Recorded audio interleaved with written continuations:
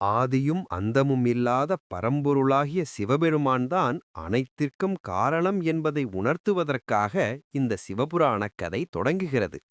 காலம் தோன்றுவதற்கு முன்பே காலத்திற்கும் அப்பாற்பட்டவனாய், ஒளியாய், சத்தியமாய், சிந்தையால் அளக்க முடியாதவனாயிருந்த சிவன் தன் சங்கற்பத்தால் ஐம்பெரும் தொழில்களை சிருஷ்டி, ஸ்திதி, சம்ஹாரம், திரோபாவம், அனுக்கிரகம் நிகழ்த்துகிறான்.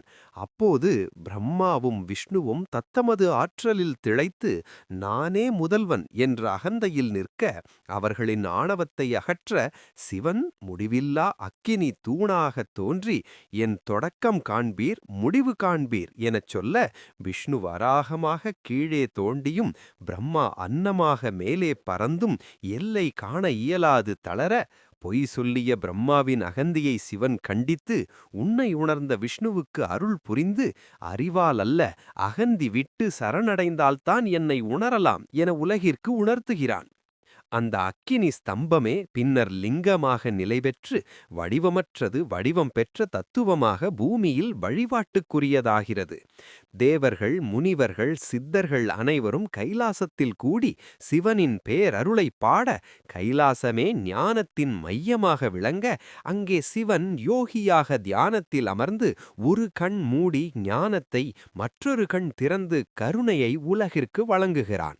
அவனது சடையில் கங்காதேவி தங்க, காலடியில் யமனை அடக்கி, நெற்றிக்கண் அக்கினியால் காமனை எரித்து, புலித்தோல் ஆடையாக நாகம் ஆபரணமாக சந்திரன் சிரத்தில் விளங்க, உலகம் முழுவதும் நமச்சிவாய என்ற நாதம் பரவுகிறது.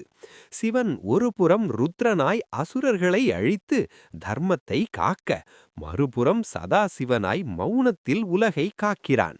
அவன் நடனமாடும்போது பிரபஞ்சம் இயங்குகிறது, அவன் மௌனமாகும்போது பிரபஞ்சம் அமைதியடைகிறது.